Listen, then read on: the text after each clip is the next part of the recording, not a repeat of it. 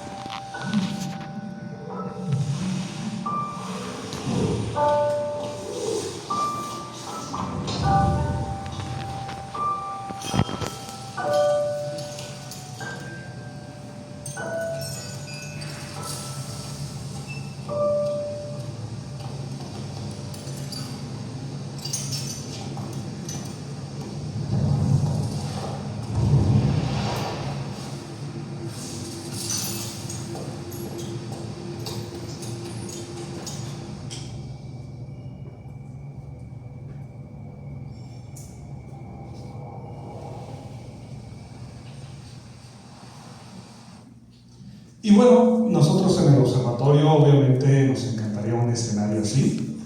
Sin embargo, reconocemos que no puede ser posible. A fin de cuentas, nosotros también vivimos en la ciudad y también necesitamos de una iluminación para no caer en los baches, por ejemplo. Y bueno, este es el detalle. Esta es una imagen tomada del Observatorio Astronómico Nacional en San Pedro Mártir y muestra los dos lados de la iluminación durante la noche. Por un lado podemos ver en esta panorámica de verano la Vía Láctea, el centro galáctico, y pues vemos una gran cantidad de detalle gracias a las condiciones excepcionales que tenemos en San Pedro Mártir. Un cielo muy transparente y muy oscuro. Podemos ver las nubes de polvo, como estas manchas oscuras, nubes de gas de formación estelar. Y esa es la luz natural de la noche. Vía Láctea significa el camino de leche, pues es una vía. Y si seguimos esta vía o este camino de derecha a izquierda, pues llegamos precisamente al otro lado de la iluminación durante la noche. Es el lado oscuro de la iluminación, por la manera en que afecta no solo la astronomía, sino como iremos viendo a lo largo de la charla, pues una gran cantidad de aspectos de nuestra vida diaria. El Observatorio Astronómico Nacional es un lugar excepcional, como les mencionaba, tiene varios telescopios, este es el de mayor tamaño, tiene un espejo principal de 2 metros, un poquito más alto que yo para que se den una idea. Y bueno, la realidad es que nacional solo es el nombre porque ya tenemos una gran cantidad de colaboraciones internacionales. Por ejemplo, estos son 3 telescopios de un proyecto que tenemos con Taiwán. Pero la cantidad de telescopios, sobre todo robóticos, ha crecido. Colaboraciones con España, Francia, Estados Unidos, Alemania, Suiza. Pues todos ellos vienen a San Pedro Mártir a instalar sus telescopios por estas condiciones que les mencionaba. Eso a su vez nos pone en un compromiso muy serio de proteger estas condiciones, porque a fin de cuentas, si vinieran aquí con nosotros a invertir económicamente en recursos humanos e infraestructura, pues debe de ser un gana-gana para todos. Y es que San Pedro Mártir, como les menciono, sigue siendo excepcional en este sentido. La gran altura a la que está la montaña, la manera en que llegan las corrientes marinas y pierden la humedad al subir la sierra, pues lo hacen excepcional para tener este tipo de fenómenos, como el pasado 10 de mayo, donde pudimos percibir incluso las auroras boreales que llegaron a la región. El problema es este: así es como se ve nuestro planeta desde el espacio, grandes islas de luz conectados por ríos iluminados que son las carreteras, vialidades, y si uno hace un mosaico de estas imágenes satelitales, esto es lo que se encuentra, pues visto la Tierra desde el espacio. Obviamente es un mosaico donde ya se quitaron las nubes. Y cuando uno quiere hacer astronomía, cuando uno quiere poner grandes observatorios y desarrollar la ciencia y la tecnología, pues tiene varias condiciones que limitan el número posible de sitios. Necesitamos obviamente que las noches estén despejadas, entonces zonas oscuras como las selvas tropicales de Sudamérica y África no nos van a servir. La humedad es alta, llueve constantemente, no puedes observar nada. En contraste, uno pensaría que a lo mejor los desiertos del Sahara, de Australia o de la meseta de Asia podrían servir, pero el detalle está en que ahí tienes tormentas de arena. No lloverá, pero las tormentas de arena pues van a poner en riesgo todo tu equipo. Si te quieres alejar además de las grandes luces de las ciudades, pues esto va reduciendo los lugares donde puedes instalarte y al final nada más nos vamos a quedar con 4 en todo el planeta. Y tienen condiciones muy similares por lo mismo. 2 son islas, unas de las islas de Hawái, otras las islas Canarias, frente a las costas de África, y 2 están en el continente americano, justamente en el Pacífico. Las montañas de Baja California, California, y las montañas de Chile. Y curiosamente, como la corriente de aire, atmosférica de aire viene en esta dirección, pues uno pensaría que viene la corriente marina llena de humedad y estorbaría. Pero curiosamente esto favorece otras condiciones aparte de la astronomía cuando choca con las montañas. Al ir subiendo se estabiliza, pierde la turbulencia y pierde la humedad. La humedad se queda justo abajo en los valles y eso hace que coincidentemente tanto Chile como California y Baja California sean muy reconocidos por sus vinos. Es una similitud climática que favorece a la astronomía y otras áreas. Pero bueno, el detalle está que aunque las luces de la ciudad estén lejos aparentemente en el mosaico anterior, el problema es que cuando la luz escapa de las ciudades hacia arriba del horizonte, empieza a interactuar con la atmósfera, con el vapor de agua, con las partículas suspendidas como polvo, materia vegetal, ceniza y una gran cantidad de cosas que pueden estar suspendidas. Y el detalle es que la luz que va reflejándose, pues eventualmente llega nuevamente a los telescopios. Para el astrónomo es un problema que quiere estudiar una galaxia, porque la luz que le llega de esta galaxia, que ya es muy débil para empezar, pues se va a combinar con la luz que le llega de reflejo o de rebote de las ciudades vecinas. Entonces no nos va a permitir estudiar todos los objetos que queremos. Y cuando uno toma en cuenta esta dispersión atmosférica, este es realmente el mapa de iluminación de nuestro planeta. A comparación del mosaico anterior, podemos ver que es mucho más brillante y de hecho ya 4 de cada 5 personas en el planeta no puede ver a simple vista la Vía Láctea de verano. ¿Cuántos de ustedes la han visto? Una, 2, 3. Pues en realidad es una métrica bastante adecuada para darnos una idea del problema, pero el detalle está en que en la última década está aumentando de manera exponencial, casi 10% por año. Nuestra visión, nuestros ojos actúan de manera logarítmica, entonces ese 10% por año en esta década significa que nosotros percibimos que el brillo del cielo se ha duplicado. Eso significa que esta mancha de luz cada vez crece y crece más. Eso es Norteamérica, y aquí empezamos a ver ciertas cosas muy interesantes de cómo hay una correlación muy fuerte entre este exceso de iluminación y la densidad poblacional. De entrada siempre llama la atención que Estados Unidos parece que está partido con una regla a la mitad. Del lado este, del lado derecho, pues tenemos las grandes planicies con los campos agrícolas, y eso ha permitido que las poblaciones crezcan y pues vayan llenando, y prácticamente ya no tenemos sitios oscuros en estas zonas. El lado oeste, por el contrario, pues vemos que hay desiertos, hay montañas donde no vive gente, y eso permite que queden oscuros. México es algo similar, centro y sur del país está prácticamente lleno de iluminación. El norte, con sus climas extremos, montañas, desiertos, pues tenemos también estas zonas oscuras. Y para darnos una idea, en esta franja vive el 80% de la población de México. Nada más en esta zona. Y bueno, el detalle está en que toda esta iluminación ya es muy notoria desde San Pedro Mártir. Esta es una panorámica compuesta y podemos ver los domos de las luces de las ciudades, y cada vez van creciendo más, como San Quintín y San Felipe. Y eso nos preocupa mucho. Pero bueno, ya vimos el problema de los astrónomos. La realidad es que somos una población muy pequeña, aproximadamente 200, 250 astrónomos en todo el país, pero el problema va más allá. No solo es a los astrónomos a quienes afecta hoy en día, es un problema ambiental, y eso es de lo que vengo a platicar el día de hoy. De entrada, toda esta iluminación tiene un costo de energía, tiene un costo económico. Puedo meterles números en dólares, en miles de millones. Puedo hablarles de las toneladas, millones de toneladas de dióxido de carbono que se emiten por este exceso de iluminación. Pero yo creo que es más efectivo si usamos una analogía. ¿Qué es lo que estamos viendo aquí?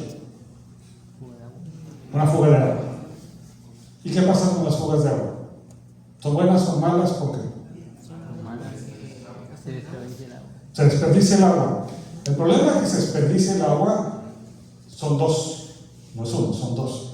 Por un lado, es un recurso que ya no es aprovechado. Idealmente nosotros abrimos la llave de agua en nuestra casa, bueno, no aplica mucho en Ensenada precisamente por eso, y sale el líquido vital. Y este es el detalle: si se está desperdiciando el agua, nosotros no la podemos utilizar, no la podemos aprovechar. Y el otro detalle es este, el otro problema es este: hay un costo económico. A fin de cuentas, se tuvo que hacer una inversión de infraestructura, toda la tubería de agua potable subterránea, hay que darle mantenimiento, transportar el agua tiene un costo también. El recibo del agua, la tarifa, contempla todo eso, pero contempla también todas las pérdidas y mermas, ya sea que lo pagamos directamente en nuestro recibo o lo pagamos a través de nuestros impuestos. Pero toda esta agua que se está desperdiciando la estamos pagando económicamente de una manera u otra. Y con la luz sucede lo mismo. Esta es una imagen de la Estación Espacial de Ensenada del 2013. Podemos ya ver ciertos puntos brillantes desde el espacio, pero si aplicamos estos modelos de dispersión podemos ver cómo va creciendo la mancha lumínica de la ciudad, y podemos ver que de 2000 a 12 hay zonas que se vuelven todavía más brillantes. Podemos medir la variancia, es decir, cuánta energía se está emitiendo, y pues vemos una tendencia en los últimos años muy fuerte y que obviamente nos preocupa. Y toda esta energía, toda esta luz, la estamos pagando. Y se podría argumentar que, por ejemplo, la calidad de la iluminación de la ciudad ha mejorado. Pero ¿es realmente una mejora en la calidad? o simplemente estamos desperdiciando más luz? Han mejorado la calidad de la zona centro de lo que podemos ver, observar. Hemos tenido un beneficio, porque esta es la zona turística. Pues bueno, eso está en debate. Y es que precisamente la zona centro es la que ha tenido este mayor incremento. Y pues bueno, ¿dónde están estos beneficios de todo lo que se está gastando noche con noche? Porque es precisamente este es el detalle. Esta fuga de luz puede venir por dos razones, ya sea que la luminaria está mal instalada o mal diseñada. Y vamos a hacer un jueguito rápido de números. Vamos a decir que perdemos 5% de luz, una fuga del 5% por cada lámpara que esté instalada. 5% parece que no es mucho, pero si lo multiplicas por 1000 lámparas, por 1000 luminarias, ya es un consumo equivalente de energía de 50 luminarias. Toda la noche, todas las noches. Es decir, estás pagando ese excedente de 50, pues todas las noches. Pero Ensenada tiene más de 1000, tiene 25,000 en la zona urbana. Ese ya es un consumo equivalente de más de 4200 luminarias de desperdicio, de la cual no estamos obteniendo ningún beneficio. ¿Vale la pena estar gastando ese dinero, estar desperdiciando este recurso que obviamente lo queremos a nivel de suelo? Y bueno, el problema también que este exceso de iluminación, esta manera en que se dispersa y empieza a ir más allá de las zonas urbanas, pues ya tiene también un impacto en la vida silvestre y medio ambiente. La revista Science, que es una de las más importantes a nivel mundial, de las más rigurosas, revisada por pares de mayor impacto científico, tuvo un especial el año pasado sobre el impacto de la contaminación lumínica. Y pues precisamente fue un estudio muy detallado, como les menciono, revisado por pares, y se ve cómo afecta la vida silvestre de diferentes maneras. La vida silvestre ha evolucionado con los ritmos naturales de luz y oscuridad, luz durante el día, oscuridad en la noche, días largos en el verano, noches largas en el invierno, y muchas de sus conductas están regidas por esto. Conductas de alimentación, de migración, de apareamiento. Y cuando modificas su entorno, su medio ambiente, pues empiezas a modificar todo.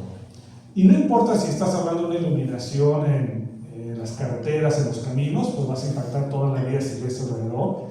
Insectos, anfibios, mamíferos, aves.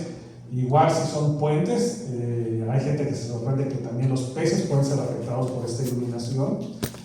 Pero el detalle es este, ya sea que sea este tipo de iluminación, es toda una cadena alimenticia. Hay insectos que son atraídos, hay insectos que son repelidos. Y eso es la fuente de alimento de especies mayores. Entonces, eso va a ir modificando toda la cadena, como les mencionaba. Y bueno, hablando de especies nocturnas, aquí iba a poner la foto de un astrónomo, pero me dijeron que sería más bonito un murciélago. Y este es el detalle, un murciélago pues lo identificamos con la noche claramente. Desde niños nos dicen en la primaria, en los libros, que precisamente en la oscuridad usan su sistema de ecolocación para orientarse y pues ya sea escapar de depredadores o alimentarse. Hay murciélagos que, como vemos en esta imagen, son frugívoros, se alimentan de flores y de frutas, y es muy importante su labor porque precisamente son polinizadores, y sobre todo son los mayores polinizadores en zonas desérticas, semidesérticas. Aquí las abejas la verdad no pintan, los murciélagos son los que tienen el rol de ir polinizando toda la vida vegetal, y pues obviamente si los desplazas, pues estás perdiendo todo el impacto polinizador que tiene. Por el otro lado tenemos murciélagos que se alimentan de insectos, y esos también tienen un rol muy importante. Yo soy de acá de Sonora, zona desértica, y recuerdo que de niño enfrente de mi casa había un ex panteón municipal, que bueno, ya no estaba en servicio, pero pues tenía una gran cantidad de grandes árboles, de mezquites, de nogales, de eucaliptos, y en el verano era impresionante ver cómo de estos árboles salían cientos o miles de murciélagos. Y pues bueno, uno de chamaco va a tratar de agarrarlos, obviamente nunca puede porque precisamente el sistema de sonar, de colocación, no nos permitía, pero ahora que he regresado muchísimos años después, algunas décadas después, el panteón sigue ahí, pero ya no hay murciélagos. Ya el exceso de iluminación alrededor los ha desplazado, Pero en cambio lo que sí hay en la zona son mosquitos. Y es que antes los murciélagos se alimentaban de los mosquitos de la zona, sobre todo en el verano, que es la temporada de lluvias. Pero ¿qué pasa ahora que no hay murciélagos? Hay más mosquitos y hay más enfermedades de transmisión, como el dengue, chikungunya y otras más. Entonces se convierte en un problema de salud. Y ahora es el ayuntamiento el que tiene que andar fumigando. Y pues bueno, eso tampoco es bueno ni para nosotros ni para el resto del medio ambiente. Y todo empieza desde abajo en la cadena. Pero también nosotros los seres humanos nos vemos afectados por este exceso de iluminación, sobre todo en la noche, porque a fin de cuentas también evolucionamos con los ciclos naturales de luz. Y ahora estamos afectando precisamente cómo nos afecta. De entrada, este exceso de iluminación en la noche no nos va a dejar descansar. Podemos estar cansados, podemos sentir sueño, pero no vamos a dormir profundamente. Y todo tiene que ver con una hormona que se llama melatonina, de la cual hablaré más adelante. Pero el problema es que cuando se reduce la melatonina ya no tenemos un sueño profundo y la falta de descanso se va acumulando. Los primeros problemas que vamos a notar son ansiedad, depresión. Al día siguiente vamos a estar muy cansados. Esto a la larga, como la melatonina es una hormona, empieza a impactar también otras hormonas en el cuerpo y empezamos a tener problemas más serios, con problemas endocrinos o metabólicos, diabetes, por ejemplo, diabetes tipo 2 hay una incidencia mayor. Y lo más preocupante, de acuerdo al reporte de la Asociación Médica de Estados Unidos del 2016, es que también hay un incremento en los cánceres de origen hormonal, como cáncer de seno y cáncer de próstata. Y todo comienza con esta hormona. Y tiene que ver precisamente con la forma en que nuestro ojo está diseñado, cómo responde de manera diferente durante el día y durante la noche. Cómo responde en baja iluminación y cómo responde en zonas muy iluminadas. Y estas son cosas que tenemos que tener en cuenta al momento de planear y diseñar la iluminación. Y bueno, no es el único problema, como les mencionaba en este especial de la revista Science, hay una gran cantidad de referencias bibliográficas revisadas por pares, pero bueno, yo creo que a estas alturas ya dejé muy claro que la contaminación lumínica es un problema que afecta a astronomía, medio ambiente, eficiencia energética, y todo es con la clave de que no se trata de más iluminación, sino mejor iluminación. Y bueno, hemos tenido ya acercamientos para empezar a regular, para empezar a cambiar cómo se hacen las cosas. Aquí Baja California es pionero a nivel nacional, cuando se hace precisamente los primeros reglamentos. Ya hay un antecedente de los 70s, cuando se crea el Parque Nacional de San Pedro Mártir, pero bueno, tenemos que trabajar más allá con los municipios, con el Estado, y en Ensenada tenemos el primer reglamento de 2006, 2010 entra en protección al ambiente, en el 2016 el desarrollo urbano. Tanto Mexicali como Tijuana tienen reglamentos similares, Sonora y Baja California Sur también le están entrando, pero lo más importante viene desde hace unos años, en el 2021, cuando ya empezamos a trabajar a nivel federal. En la Ley General de Equilibrio Ecológico y Protección al Ambiente ya se incluye el exceso de iluminación artificial como un contaminante. Y se trabaja con la Secretaría de Energía y Semarnat para regularlo. Y lo que estamos trabajando con Semarnat desde el año pasado es una norma oficial mexicana. Esto debe de ser de cumplimiento obligatorio a nivel nacional. Y aquí lo importante es que reconocemos que no todo se debe de iluminar de la misma manera. Se va a zonificar, va a haber zonas, obviamente, zonas naturales protegidas, las ANPs, parques nacionales, observatorios. En una misma zona urbana sabemos que hay zonas residenciales, hay zonas industriales y comerciales o turísticas, y entre ellas debe de haber una zona de transición, cada una con sus diferentes requerimientos técnicos. Y es donde entra el concepto de iluminación responsable. ¿Todos reconocen esta imagen? Y saben que antes de Pink Floyd estaba Isaac Newton haciendo el diseño. Y bueno, es que Isaac Newton precisamente, entre todas las muchísimas cosas que hizo, pues se le ocurrió un día, ya conocían los prismas, hay prismas naturales, empezó a jugar con ellos y un día se le ocurrió encerrarse en su habitación para no variar, puso todo a oscuras, hizo pasar un pequeño haz de luz de sol por un prisma y se dio cuenta que la luz blanca del sol, por lo que él creía que era la luz blanca, pues en realidad se descomponía en un arcoíris. Los arcoíris ya los conocíamos, todos los hemos visto después de una breve lluvia, sobre todo cuando después de la lluvia sale el sol, y eso lo hizo pensar de que la luz en realidad blanca era la combinación de todos estos colores. Y bueno, Newton fue de los primeros físicos formales en ese sentido, hizo muchos trabajos sobre la luz, y ese es el detalle de los astrónomos. Los astrónomos somos expertos en luz. A diferencia de otros científicos que tienen su laboratorio y pueden meter pues, cualquier cosa que estén estudiando, una roca los geólogos, una libélula los biólogos, pues bueno, muéstrenme dónde hay un laboratorio donde un astrónomo pueda meter una estrella de neutrones o meter una galaxia entera. Pues no podemos, entonces lo único que podemos hacer es estudiar la luz de estos objetos. Y para ello necesitamos entender cómo se forma la luz, primero, a nivel atómico, cómo se transmite la luz por diferentes medios, en el vacío, en gases, a través del polvo, cómo vamos a detectar esta luz, es decir, cómo los diferentes materiales reaccionan ante la luz. Y es que los astrónomos precisamente tenemos que descomponer la luz de los objetos, como esta nebulosa en su espectro, para obtener esta información. Y el espectro nos va a decir los componentes químicos, nos va a decir su velocidad y su dirección. Necesitamos entender la luz para hacer nuestro trabajo. Y este mismo conocimiento es el que podemos aplicar a la vida diaria. De entrada, pues tenemos que trabajar con las diferentes fuentes de luz. Evolucionamos con la luz del día. Entonces, este espectro es nuestra referencia. El espectro del Sol es continuo. Es decir, no hay agujeros, no hay huecos, hay una transición suave entre cada banda y más o menos la percibimos de la misma intensidad cada uno de ellos.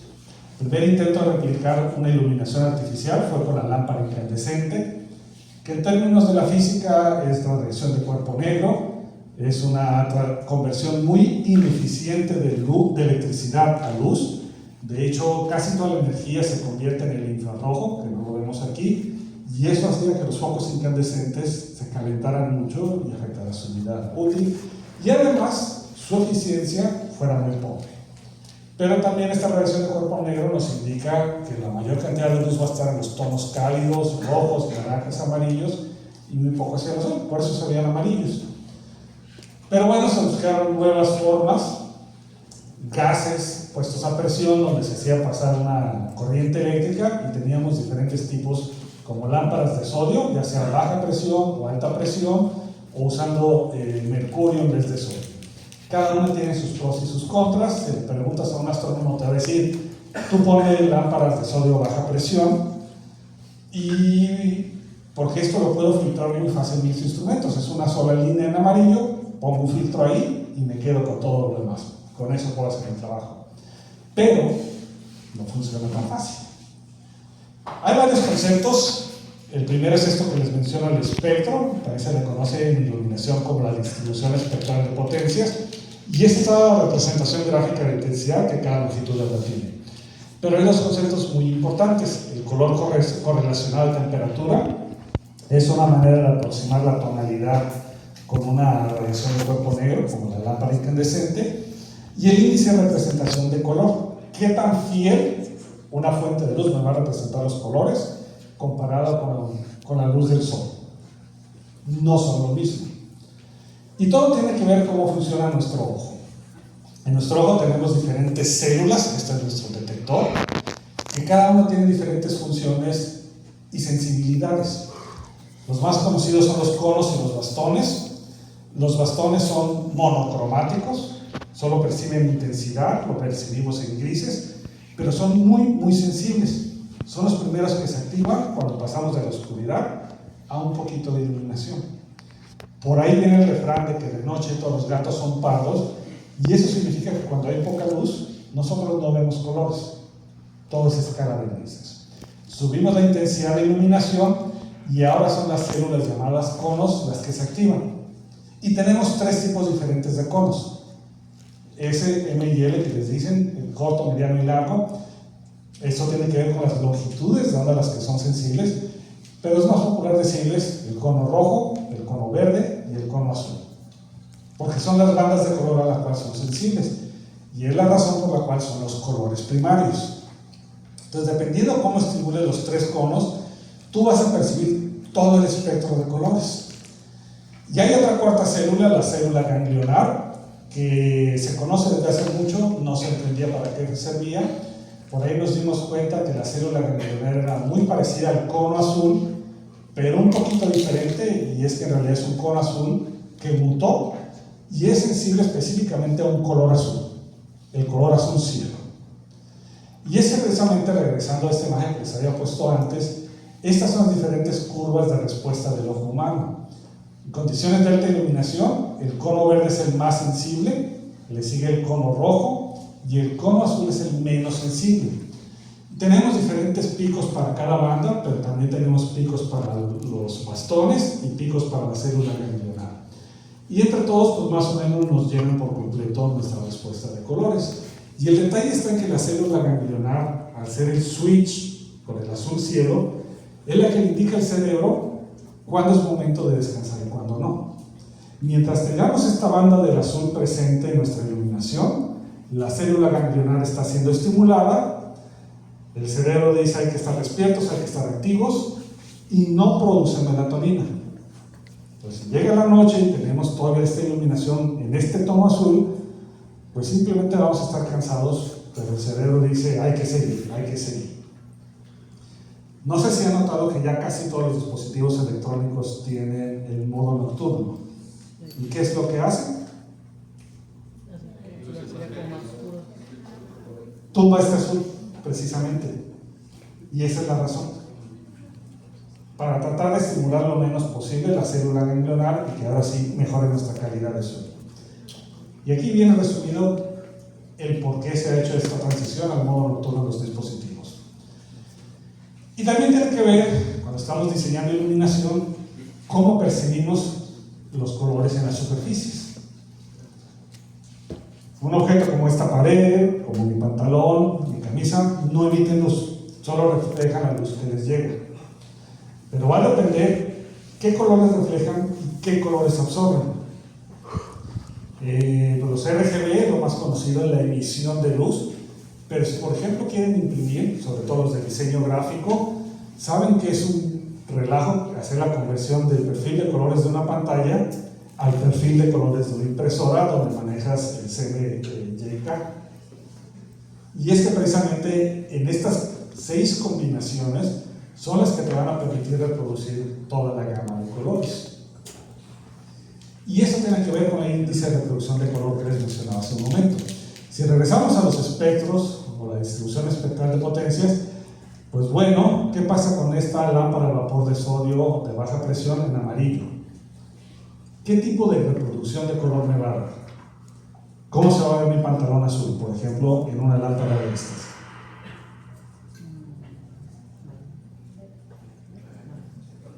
¿Cómo se va a ver? Amarillo. Bueno, para que se vea amarillo debe de haber algo que refleje los colores rojo y verde. Pero aquí no hay ni rojo ni verde. ¿Cómo se va a ver mi pantalón? En una lámpara que solo emite esta línea en amarillo. Se va a ver negro. Porque no está llegando ni luz azul, ni los pigmentos del pantalón tienen algo que refleje los otros colores. Entonces, imagínense aplicar este tipo de iluminación a un entorno diario. La reproducción de color va a ser malísima. Por eso se desarrollaron otras lámparas, como las de vapor de sodio de alta presión, donde ya ves un poquito más de colores, y las lámparas mercuriales. Y aquí es muy curioso cuando empezamos a analizar. Las lámparas mercuriales tú las ves blancas. Y eso es porque efectivamente este estimula el cono azul, este estimula el cono verde y este estimula el cono rojo. Tú ves el color blanco. Pero siempre se sienten raras, uno se siente incómodo. Y es que su índice de reproducción de color es malo, porque tienes todos estos huecos que no te van a ayudar a reproducir los colores fielmente. Un halogenuro metálico, en comparación, donde tienes un continuo y tienes todos los colores, y sobre todo una tonalidad muy similar a la luz del sol, ese sí va a ser una reproducción más fiel. Y era lo que les mencionaba. Este es precisamente un cono multicolor y cómo se ve en los diferentes espectros. Si pueden ver en la lámpara de baja presión, pues prácticamente la reproducción es malísima. Solo los que están más cercanos al amarillo pueden medio apreciarse. Pero pues el azul, como les mencionaba, el azul, el violeta, se ven negros. El halogenuro metálico, una reproducción más o menos fiel, fluorescente con 3 fósforos, que al rato les platicaré cómo funciona, pues nos da una reproducción aceptable. Otra comparación es, por ejemplo, con las manzanas. Todas las conocemos. Nos hemos dado cuenta que los supermercados, dependiendo de la luz que tengan, pues se va a ver más apetitoso, ¿no? Y eso uno lo puede trabajar precisamente para buscar una representación más ideal, un índice de color más alto, que por ejemplo una lámpara fluorescente. Ustedes lo han visto, una lámpara fluorescente no se les antoja la comida, porque se ve rara. Y todo tiene que ver con la iluminación y la tecnología que usemos. Si hacemos una tabla, por ejemplo, pues vemos pros y contras, términos de eficiencia, tiempo de vida, reproducción de color, y pues simplemente por esto y la eficiencia, el LED es el que ha dominado. Y dependiendo del LED que escojamos, podemos obtener un índice de reproducción de color aceptable. Y es que el LED azul, el LED blanco que nos venden, en realidad es un LED azul. De hecho, fue un premio Nobel de Física hace varios años poder obtener un LED azul. Pero lo que queremos es que reproduzca todos los colores y le ponemos una cubierta de fósforo. Con esta cubierta de fósforo podemos convertir la luz azul al resto de la banda de colores. Más fósforo, menos azul y más el resto de los colores. Y aquí es donde lo vamos a balancear, el balance del blanco. Podemos tener un LED con mucho azul, una temperatura de color de 6500 Kelvin, uno de 3000 o de 2200, dependiendo cómo juguemos con este contenido de fósforo. Y así es como se ve este espectro. La temperatura de color nos indica si se ven los tonos cálidos o en los tonos fríos. La luz blanca del día está más o menos aquí en el centro, 5100, 5500 Kelvin. Pero ya vimos que de noche este exceso de azul es problemático. Entonces lo que se recomienda es, dependiendo de la zona, que era lo que les mencionaba en la norma oficial mexicana que estamos trabajando, podemos tener zonas de 4000, zonas de 3000 o zonas de 2100 para abajo. Y así es como se ve la diferencia entre 6000 Kelvin y 3000 Kelvin. Ahora que el Ensenada está haciendo la migración nuevamente de luminarias LED, las anteriores tenían 5100 Kelvin, las nuevas tienen ya 4000. Y ustedes pueden ver ya la diferencia en la tonalidad. Y precisamente algunas de las luminarias viejas, no sé si notaron que ya se veían un azul casi violeta. Y era porque esta cubierta de fósforo ya se desapareció, ya se eliminó, y el pico del azul creció tremendo. El otro detalle con la iluminación son los patrones de iluminación. ¿A dónde vamos a mandar la luz? ¿Hacia el frente, hacia atrás, hacia arriba? Esta era la clasificación anterior, donde nada más era 3-4 clasificaciones, muy abiertas en general, y ahora lo que se trabaja es la clasificación BUG. Aquí podemos ver la iluminación, los patrones hacia arriba, eso es lo que va a producir contaminación lumínica y desperdicio de energía.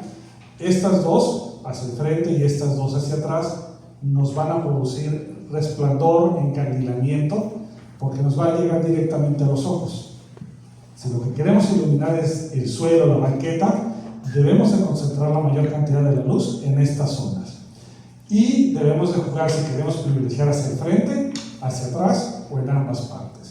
Si por ejemplo están poniendo una luminaria enfrente de tu casa en la banqueta, pues tú quieres que casi toda la luz vaya hacia la banqueta y enfrente. No quieres que vaya hacia atrás donde está tu casa. Pues estos son los patrones de iluminación que uno maneja en las especificaciones. Y con esto puedes tener los patrones de iluminación correctos o incorrectos para parques, estadios, vialidades, fachadas y un gran sinfín de cosas. Algo que estamos trabajando también, y ya está definido en la DEPA, es el concepto de la luz intrusa. Y la luz intrusa es aquella que va a donde no la queremos, donde no es requerida, e incluso es molesta.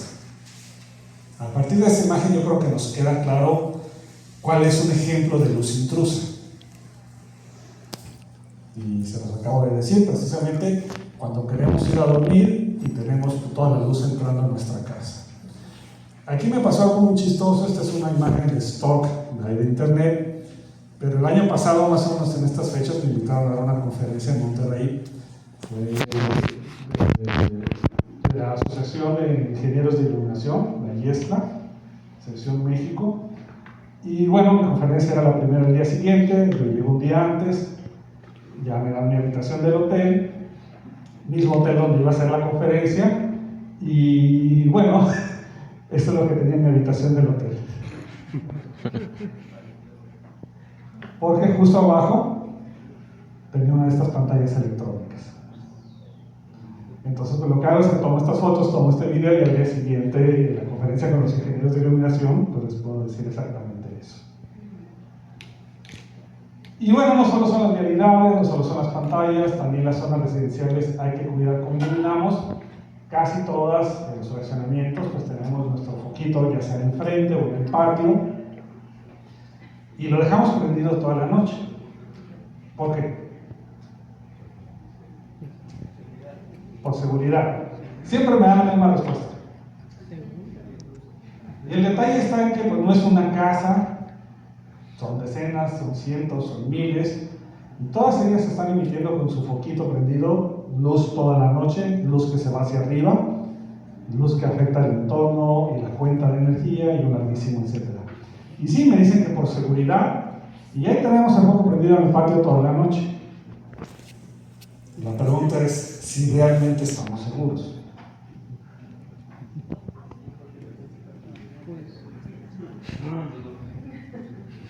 Ahí está.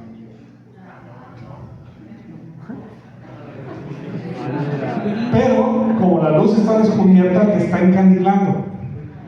Te encandilas y tu pupila se cierra y ya las zonas oscuras no las puedes ver.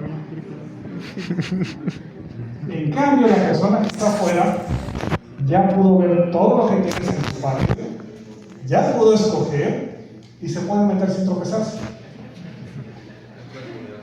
¿A quién le beneficia? Exactamente, es para la seguridad, pero del ladrón. Ahora imagínense si en vez de tener la luz solamente así, le pudiéramos poner una pantalla para dirigir la luz solamente hacia abajo, de tal manera que no nos encandile, y si además le ponemos un sensor de movimiento. La luz va a estar apagada todo el tiempo. E incluso funciona mejor como elemento de seguridad, porque si alguien se mete al patio, la luz se va a prender y nos va a alertar. Y además al que se metió, pues imagínense, piensa que está oscuro y de repente le prenden la luz, pues ¿qué es lo que va a hacer? Es natural, aquí corrió. Entonces, estos son los primeros mitos y quizá el más difícil de trabajar en cuestión de iluminación. Es cómo percibimos los entornos. Es fácil caer precisamente en esta falsa percepción de que más luz es más seguridad. Y un ejemplo así de sencillo te demuestra que no es por ahí. Y ejemplos tenemos muchísimos. Por ejemplo, aquí hay una fachada de un edificio que obviamente un arquitecto le invirtió muchas horas. Hay texturas, hay diferencia de colores, hay formas geométricas. Y para no variar, le encarga la iluminación al primo del vecino del cuñado que tiene una compañía de suministros eléctricos y le ponen estos reflectores. Pero la manera que puso los reflectores manda la luz hacia enfrente. Si tú estás enfrente del edificio, te vas a encandilar y ya no vas a ver nada de detalles. Entonces imagínense un arquitecto que le invirtió tanto tiempo y esfuerzo para que no luzca, pues obviamente pues te va a frustrar, te va a molestar. Pero algo tan simple como cambiar el ángulo del reflector, como está aquí en negro, para que la luz ahora vaya de arriba hacia abajo, hacia la fachada de manera uniforme, pues va a ser un punto de diferencia. Y vemos también en la arquitectura como de repente esto se ha vuelto una moda, que te ponen estas luces a nivel de suelo hacia arriba. Pues bueno, estéticamente se ve bien de lejos. Pero ahora imaginan, ahí está el caminito, caminar al lado de ellas. Pues te encandilan. Vean cómo es la forma de nuestro ojo, cómo es la cuenca del ojo. Si viene la luz de abajo, no nos cubre nada. De la luz de arriba, más o menos, la cuenca del ojo nos cubre un poquito. Entonces tú pasas por aquí y te va a encandilar. Va a ser molesto. Y a veces, precisamente, estos diseños hacen que no luzcan bien las cosas y tengan otros problemas. Es costumbre en muchos sitios públicos, en las universidades, edificios de gobierno, cambiar la iluminación dependiendo de la fecha. Por ejemplo, el mes pasado, septiembre, con el mes patrio, pues incluso aquí veían que tenían los colores patrios en la fachada del edificio. Hay maneras incorrectas, como está aquí, el reflector de arriba hacia abajo, pero el ángulo está de tal manera que escapa mucha luz hacia arriba, o a veces lo hace bien, como en este edificio, que es de arriba hacia abajo, bien empotrado, bien direccionado. Lo haría mejor si lo apagaran después de las 11, cuando ya no hay nadie en el edificio y ya casi no pasa gente por el frente. Aparte ya no les iba a estar gastando energía desde las 11 hasta las 5 o 6 de la mañana. 8 horas de desperdicio. Pero bueno, pasito a pasito.